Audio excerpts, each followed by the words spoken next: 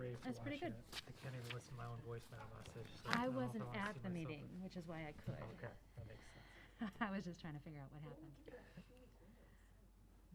Quicker than waiting for the minutes to come out. Listen to my voicemail, like, who recorded this? Oh, it was me. Right. Mm. Yes. We are our own worst critics.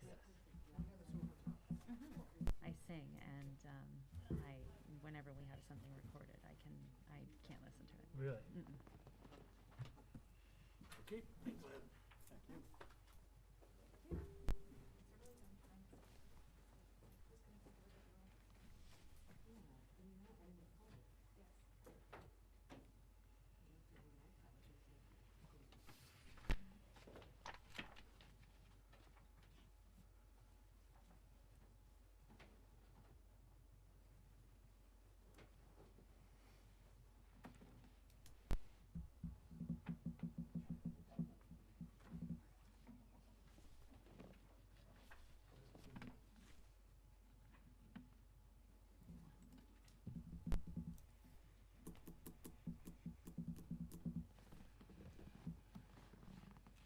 George asked for a few extra minutes.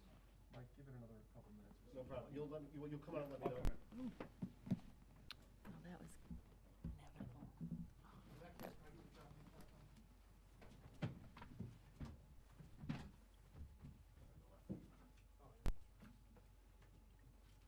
You're good to start. We're good to start, you said? Yeah. Whenever you're ready, President Garvey.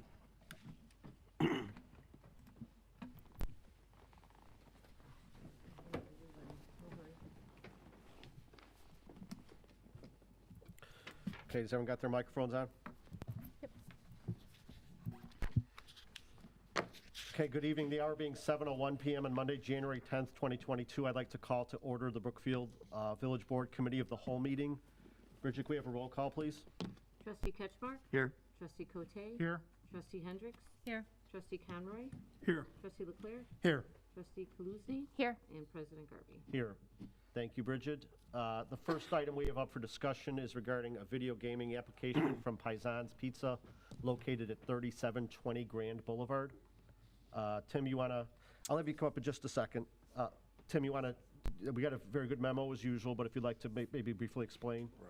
Yeah, real quick, the village code regulates video gaming in two ways. The first, it limits the number of locations that can have video gaming terminals in them. And currently, the village code allows not up to 15 locations of where these can be located. The second way it regulates video gaming is it limits the total number of machines in the village. And right now, the village code allows up to 83 machines. Our latest count indicates, so again, 15 locations, 83 machines. That's what the village board has approved in the past. We currently have 14 locations that have machines, meaning there's capacity for one more. And as I understand it, we have 78 terminals, and so that would leave 5 available terminals that can be approved under the current village code, which means the village board would not have to do anything else to the code to allow the request. The request before you this evening is Paisans, located right in our downtown. They do not have any video gaming right now. They have no machines. They are asking for the ability to put machines in, and I know there's a representative from Paisans here tonight. I'm not sure how many they're thinking and how many what they're planning, but you can hear that from the applicant. The village president in Brookfield by code is the gaming commissioner, for lack of a better word. So ultimately, as I said, if all things remained equal, the code is allowable for this to happen. The village president is actually the person that would actually grant this license and grant the number of machines that he so chooses. That's really it. The code is very specific as to how this is run. If the board was to approve or endorse this and the village president was interested and willing to grant a video gaming license to Paisans, there are various things that Paisans must do physically in the restaurant. Just a couple that come to mind, the most common. Obviously, they have to restrict access to this area from anyone over the age of 21. It has to be a separate area of the restaurant, not easily viewed from the exterior, so that There is no visual obstruction or visual clutter from the outside. So therefore, they would have to kind of build out a separate area inside their restaurant in order to allow the number of machines that they're looking for. That's really it. I can answer any questions or try to answer any questions the board may have. Otherwise, there is a representative from Paisans here. So a general question, do we limit the number of terminals? I thought each You're limit- business was limited to, what, it went up to six now? So, I mean, we don't limit the number per se of terminals, but each location is limited to 6. That is correct. And the village has one, I should have mentioned, one extra kind of regulation the village has put in. One of the requirements to receive a video gaming license is you must have an operating liquor license for at least 1 year. Paisans has met that criteria. But my point was, in terms of having 5 games available, I mean, If Paisans wants 6, that would have to come back to the board as a code change. You'd have to add one number to the 83 would have to become 84. well, that's what I'm saying. Do we limit the number of terminals? Yes, we have a maximum cap of the number of terminals of 83 in the village. And I understand Trustee Ketchmark's question. I think the point is, and we were on the board when this was created, but when we created or allowed this, did we pick that number of 83? Or was there previously an applicant that had some that no longer has them, so they were made available under a previous board action? Kind of like our liquor licenses, where there's no new liquor licenses available unless the board creates one. I don't remember, it's possible, but I don't remember setting a limit of 83 or where we would have come up with that number. So is this a function of that someone previously had them and turned them in or didn't use them and they're still available? This is possibly a function of somebody having a license but not having a maximum of 6 per establishment. So if there's an establishment that has less than 6, that might be why the math is not coming out equally between 15 licensees with the same number of terminals. And all I can tell, maybe help, I've got the ordinance in front of me. The original ordinance was created in 2012. It was amended in 2015 on 2 different occasions, it looks like, and then back in 2020. Well, I mean, the 83 would make sense because they were in multiples of 5 prior, so, and the 6 just started last year in January. And so if you had 3 that came out, that would throw the number onto an odd. Okay, but then to the point of if, I mean, the board supports the idea of Paisans having the license, is a 6th terminal, do we need to change the code for that? We would have to add 1 to the total number to make it 84 if he wanted 6. Yes, that's correct. But also anticipation of if other businesses that currently have 5 want 6, we might have to revisit that whole section of the ordinance if that's something the board wants to consider. I mean, at this point, related to the particular applicant that's before us tonight, if maybe we could hear what their request is, their plans are, and we could decide if we need to amend the original enabling ordinance to move it from 5 to 6 for No. all the applicants, or maybe we don't need to do that at this point, depending on what the applicant wants. That would put us up to 90 if we did that. So, But So- as far as the number of establishments, was it 15 at the onset, and we now made our way up to 14, or did one business that had them go out of business? And I mean, do we? I asked that same question, and obviously I wasn't here when a lot of this was done, but I believe there was a business that had these units that discontinued them, and so that's what created the 1 capacity. Got it. Okay. Tim, can I ask, do you know approximately how much the village earned from village gaming, or the video gaming last year? Good question, approximately $160,000. And do you know the percentage of total revenue that goes to the village? That was our share. That's our share. Our total share was about $160,000. Right, and what percentage of Yeah, the that- total revenue from, that would be a Doug Cooper I think question. it's about 5%. So 160, anybody have a calculator handy? Here you go. 160,000 times 20, which if that's 5%. The Illinois Gaming Commission has a website and it updates these numbers monthly. Yes, I can thank you. pass that on, yeah. But I'm getting a general idea. Yeah. So 3 million. that means for the village to earn that $160,000, last year, our residents lost $3.2 million in video gaming machines. I might just put forward that the benefit from these doesn't necessarily outweigh the cost to our residents. And just to clarify, it could be residents outside the Village of Brookfield that come to use our Absolutely, establishments. residents, neighbors, patrons of our establishments. Right. Any other questions at this point? I'd like to have the applicant maybe come up and present what they're looking to do.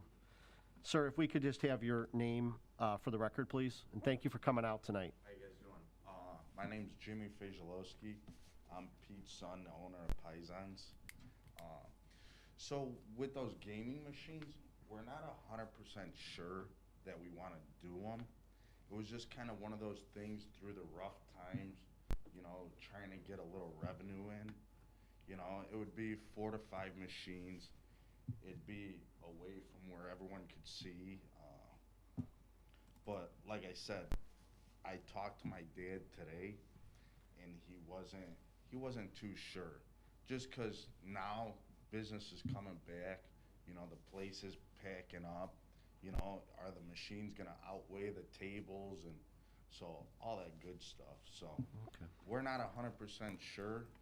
I just wanted to come since we put the application in and see what you guys think.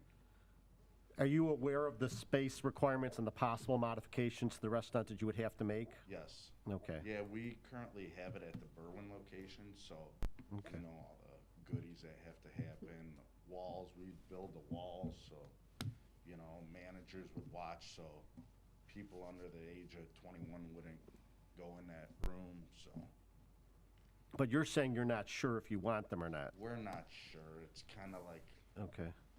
And what's the procedure in terms of, was there an application fee that he made, or is there a fee, or is there a timetable? If we decide, is there a certain timetable that he's got to put him in, or is a certain period his application could stay open? Because, as a matter of practice, we don't like to vote on hypotheticals of Right. creating things that aren't needed or done.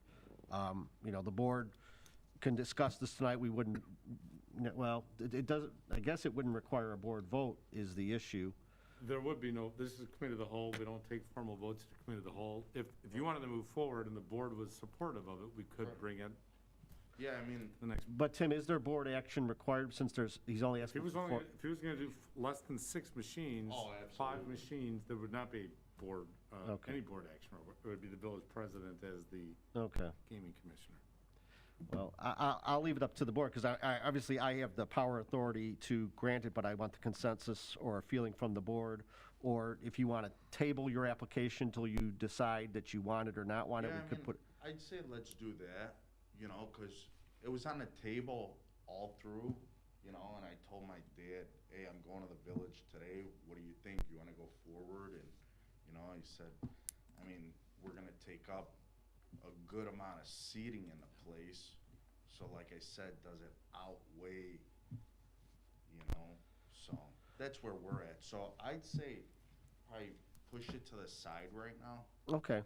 And then if we have to come back, we can always, That's back fine. and If there's a period of time where the application expires or there's additional information needed, staff, because we put it on the agenda tonight at your Right. request, and we appreciate your deliberation on it, and the decision you make, but like I said, we don't like to talk about hypotheticals, create something if you might want it. The way this is set up, we've stated our position on video gaming, that we've allowed it in certain establishments on limited bases, and the requirement that you be in business for a year, and obviously you guys have been around for quite a while, and we're very happy to have you here. But we do have more stringent regulations on video gaming than a lot of our neighboring communities, and I believe the board supports those. So why don't you see what, if there's a period of time, you just get in contact with staff, and we can put it back up on a meeting so we can talk about it. perfect. And I'm glad to hear things are picking up for you again this Yeah. month, and you guys have been a big part of Brookfield for a long time, so. Thanks a lot. And Jimmy, I just wanted to pass Yeah. on, if you want to take a look at both Sebastian's and Pub 78 added video gambling within the last year and a half, and I know that there's an incremental benefit, whereas the first movers, like the Cordial Inn, did great, and then with each additional license, there was, a a smaller benefit. But if you go online, you can see exactly what revenues they're bringing in. Because I know Staffa, it wasn't all that he had hoped it would be.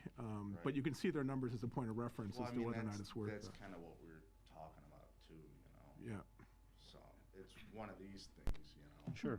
So, Well, we're here if you decide you want to come back with the application. We'll just kind of table it at this point, and, based on your, you're not sure if you want it or not, and then we could talk about it in the future if you want to come back, so. And, just if you guys hopefully continue to stay so busy that, with pizzas and food and your great food and beverage that you don't want it, we'll just kind of withdraw it at that point. perfect. All right? All right. Thank you. Thanks a lot, Thanks for guys. coming out tonight. Take care. President Garvey, general question with these, and I was talking with the village attorney a little bit. We saw the memo that came out back in December where we're able to increase the license fee on each game. I mean, that wouldn't be until the 1st of January next year. I mean, will we give consideration to that? I think we're currently at 25, we can go to 250. Well, actually, trustee Ketchmark, stay tuned for your next committee of the whole, because we're going to do, we have not yet, Doug, the finance director, has held off on renewing the licenses for this year because we were going to wait and see if the board was supportive of increasing that from $25 to $250. So we haven't renewed them yet for? It's my understanding, correct. I talked to Tim about it earlier, we're going to put up for the second meeting in January for a committee discussion, so. Okay, thank you. Okay, thank you. The next item up for discussion is a potential text amendment to revise uses related to massage. Emily?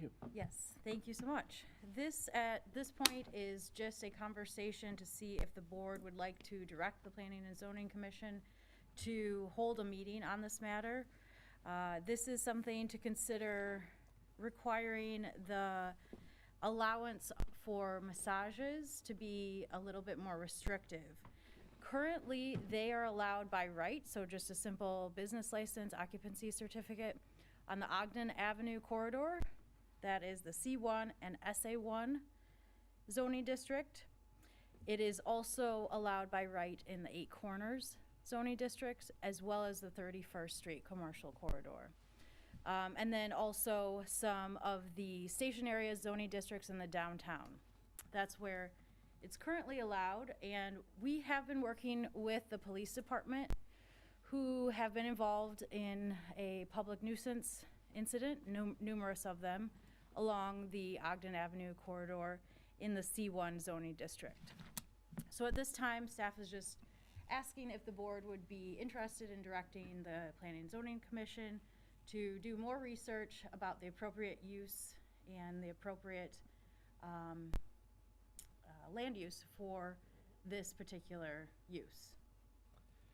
And this discussion that they would have would take into account any existing businesses or massage establishments? Absolutely. Businesses that are open currently would be allowed to continue, no problem. And at this point, it's unclear if the board does want to direct the commission to look into this. It's unclear if it would be so restrictive that it would be not allowed, or if it would just be a little bit more scrutiny. It would be perhaps a special use permit that is required to open up something. So something that would require a little bit more review, a little bit more process to open up in order to prevent some of these actions that we are seeing at this time. So the idea behind this is to not allow, actions of ill repute to occur inside of Brookfield. And we have very legitimate massage and therapeutic establishments, very legit. And if we were to, and what we're saying now is that these other ones have the ability to put on the facade of a legit business, and they can just open up business by right, in regardless of which district, of any district that they're allowed by right. But if we were to do a special use permit, then they would have to apply for it. There could be a little bit more scrutiny. Is that scrutiny to do research on their past businesses, researches to see if they have been cited or adjudicated against? Is that the kind of research that we would be doing during those timeframes? Because otherwise, it would just put forth a special use permit. You would have to discover, have they owned businesses of ill repute, or if they've been fined, or if they've been adjudicated against, et cetera. I would have to imagine those items would come up during that special use permit application process. And then in addition to finding out items like what you've mentioned, they would just have to meet the standards of review for a special use permit. So that additional review, coming to speak before not only the Planning and Zoning Commission, but before the board, the application fee, it's an extra process that would be required in order. It makes it a little bit harder, or maybe too much trouble for somebody who wants to open up and establish of ill repute to go through and then choose to do a different destination. Yes, it's just a little bit extra review, and it's, the zoning code is just one more tool in the toolbox. There are other tools that the police department have been using very successfully to work on these kinds of issues, but if the tool is available, it's staff's opinion that we at least use it to review and research and consider if this is something that the board would like to move forward. As of right now, if they have an establishment who gets raided by Cook County or state or et cetera, FBI, whatever, and they are found to violate an ordinance, they do go to adjudication and they get fined. Are there any other actions? Can we just shut them down at that point, or do they have to be fined? Because the owner could say, I didn't know that person was doing that. And then there's a whole process behind that, and do we have a process post that? Trustee Gotek can unfortunately speak to this a little bit, and the deputy chief is here, he can certainly add. Our frustration has been, you're exactly right, to the process, if they're violating a local ordinance, we bring them before the adjudicator. Goes to the adjudication. If the local hearing judge orders them guilty, they'll pay a fine. The bottom line is what we've learned in this process, the state of Illinois has taken away the ability for a local municipality to pull a license for them to operate in the village. In other words, they don't need a village license to open up a massage parlor in the village of Brookfield or in any other municipality in the state of Illinois. Our frustration has been, things we can control at the local level, the adjudication has been going just fine. At circuit court, the state has told us that they've got other things to worry, they've got bigger issues to deal with. They are not going to, and have not aggressively pursued prosecution of these type of uses. And so what we've been doing is fining on top of fining on top of fining to make the barrier high. If they're going to continue to do these unsavory type of business practices, it's going to cost them some money. And that's what's been going on for the last 2 years or so. But what I've learned in this process is this is not like any other business or a typical business that operates in Brookfield. We could just pull their business license. They don't need a local license in order to continue to operate. But Tim, as you say that, it's the state that's licensing Correct. them. And we have been in communication with the state on some of the challenges that we've had with some operators. Which is kind of disappointing on a state level that you have certain activities going on that really the state is condoning. We point these things out and they don't take any issue with the license. But since we can't control the license, we can control the zoning. If we look at, this goes to the Plan Commission, you look at the various zoning districts where we might want to see this, and we make it a special use with it, and make them come before the Planning Commission, the Village Board, to explain their business plan, like we do with other businesses for special uses. Maybe there's a little more control over it that way. We could work with the village attorney. If that was the direction the village board wants to go, we could work with the village attorney to include certain conditions that must be met in order to qualify for the special use. You're exactly right. That just gives us so many more local things that we can do within state law, obviously within the law to govern that type of business. Can that be, is that even, I guess this is for the village attorney, is that even feasible to add in a parameter in the special use permit to say, if you are found guilty in adjudication for some a negative item like what we're talking about, that we can have you forfeit your business license? Is that something that could be added in? The first thing we have to see is if we even give business license to these establishments, because like we said, the state regulates that, so I don't know if we are requiring massage parlors and other occupations that are specifically licensed by the state to get Brookfield business license.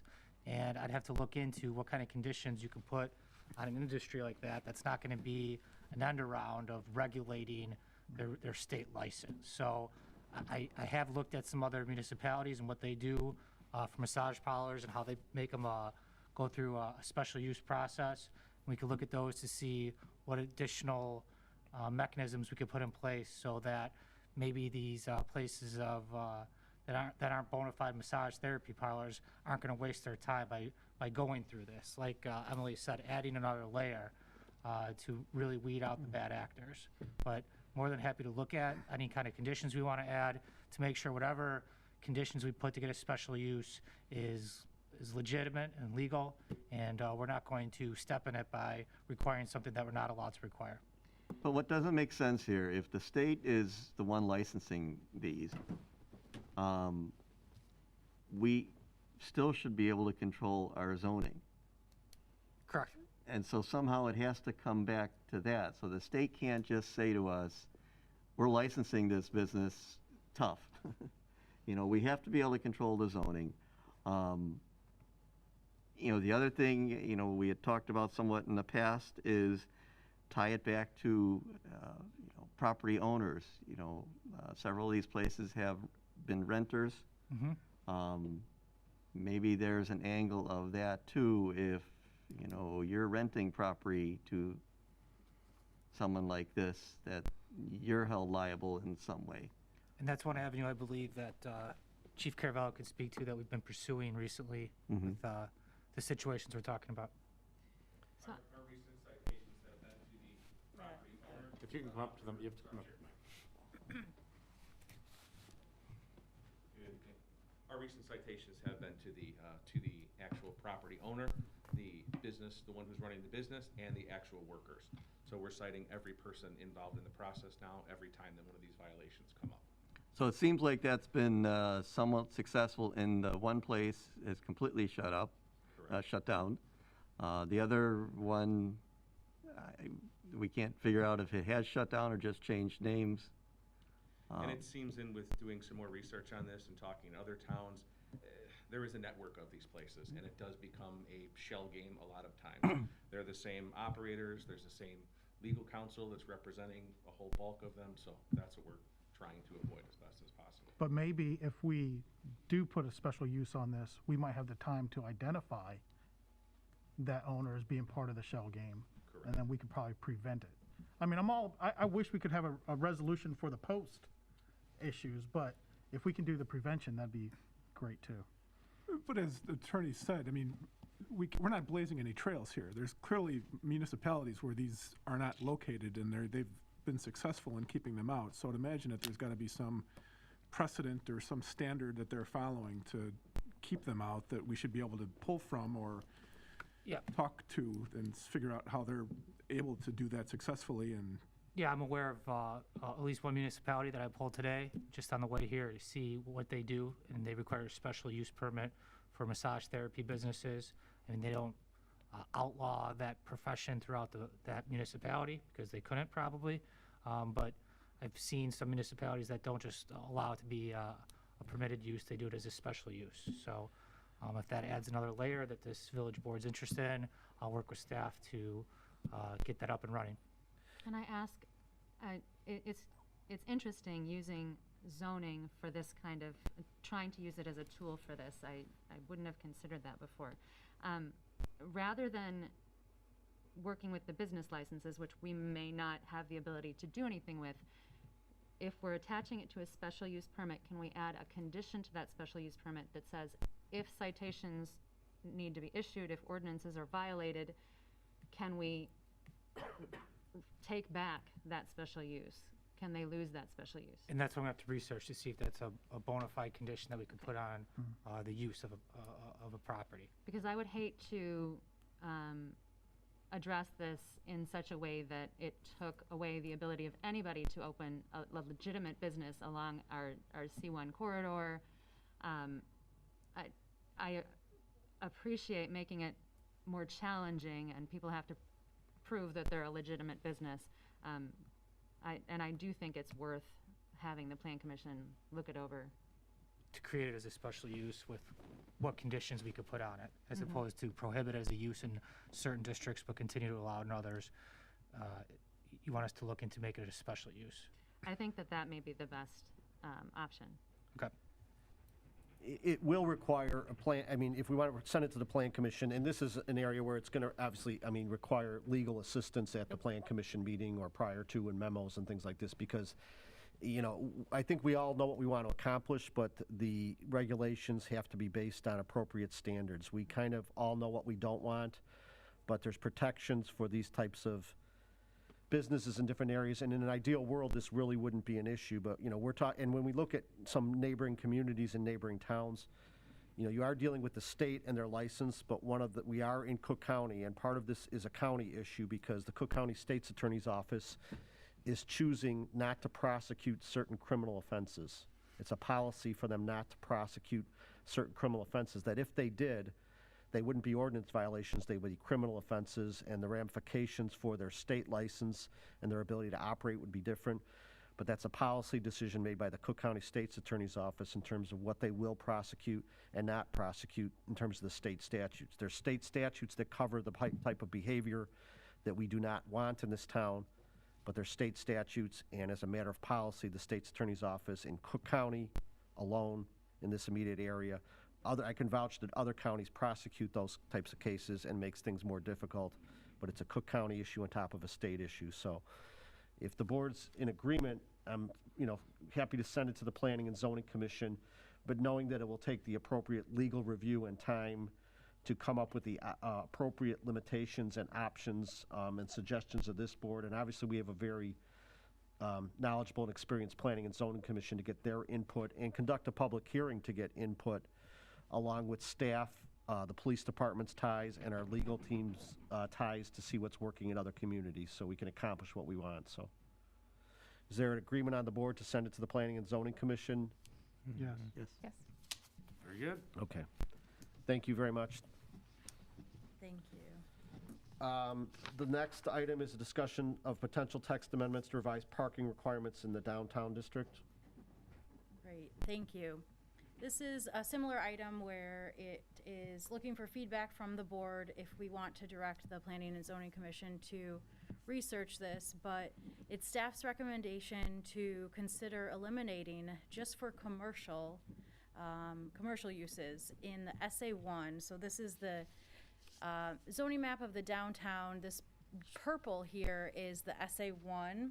So just to get you a little bit more familiar, this is the metro station. There are several vacancies in this, you know, the heart of the downtown. This SA1 core zoning district is considered the heart of the downtown. Really special place that you want to encourage businesses to get in there.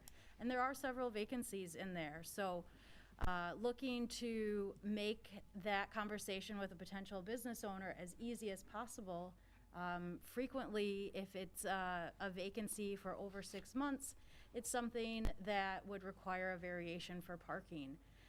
Even though we do have a lot of on-site parking in the downtown, or I'm sorry, on-street parking in the downtown, and we have modified the code to be a little bit more flexible, there are several businesses or vacancies for businesses that would be required to go through that additional step of a variation before they would be able to move in. So it's staff's recommendation to review that just for commercial and work with the Planning and Zoning Commission to see if that is appropriate, if that's the board's desire. If I could just add, the real issue is, so, as Emily said, let's say one of those vacancies, a restaurant wants to come in. They're not gonna have, there's no place to put off-street parking anyways, yet we're still making them go through the variation process to get a parking variation to 0, just every restaurant, Sebastian's, Paisans, none of them have off-street parking. So it's really, we're just creating a barrier to them. We know that if we want that restaurant and bar, they're gonna have to be granted a variation because there just is no place for them, nor in any downtown is there a place for them to put off-street parking. So it's really just trying to, staff's idea or concept is just remove that step because you're gonna grant them a variation. So it seems kind of silly to make them go through the plan commission variation process for something you know that they're gonna get anyways. Because we do have not ample, but we have plenty of public parking in and around the downtown area. Questions or comments from the board? I'm in complete agreement. I think we need to be as business-friendly as possible and remove as many barriers to entry as we can. I would ask that we go ahead and extend that down the Broadway Business District, because there's businesses there. I mean, Betty's Flowers, there's everything between Betty's and Leo's where there's no off-street parking.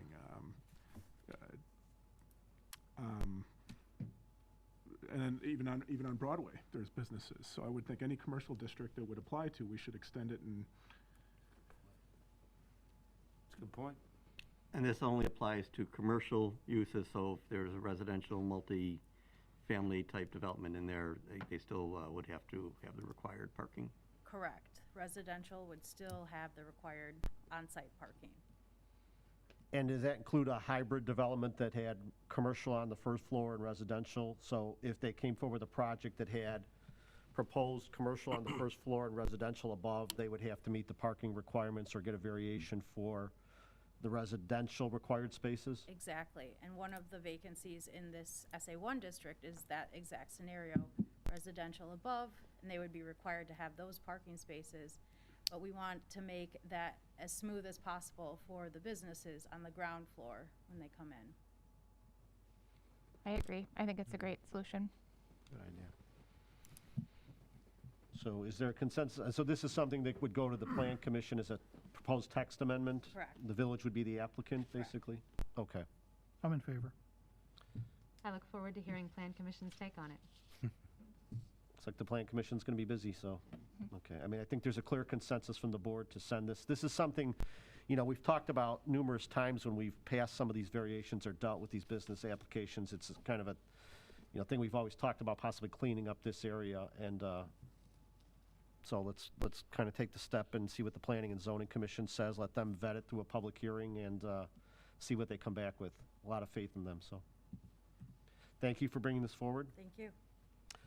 Okay, that ends the items we have up for discussion on the Committee of the Whole. I'll open it up to public comment. Anybody on that side? Anybody on that side? Okay, hearing no public comment, I'm going to ask for a motion to go into executive session. For people watching on the stream, we're going to go into executive session if the board votes to approve it to discuss certain items. We will come out of executive session at some point this evening to adjourn the meeting. It's not anticipated. There will be no vote or anything voted on after executive session tonight. So at 7:37, I'd entertain a motion to go into executive session pursuant to Section 2C1 of the Open Meetings Act to discuss the appointment, employment, compensation, discipline, performance, or dismissal of specific employees, and Section 2C21 of the Open Meetings Act to review closed session minutes. So moved. Second. Motion was made by Trustee Cote, second by Trustee Kaluzny. Roll call, please. Trustee Ketchmark? Aye. Trustee Cote? Aye. Trustee Hendrick? Aye. Trustee Conroy? aye. Trustee Leclerc? Aye. Trustee Kaluzny? Aye. Motion passes. Okay, we're adjourned into executive session at 7:37 PM. If we can maybe have a few minute delay, we'll just stay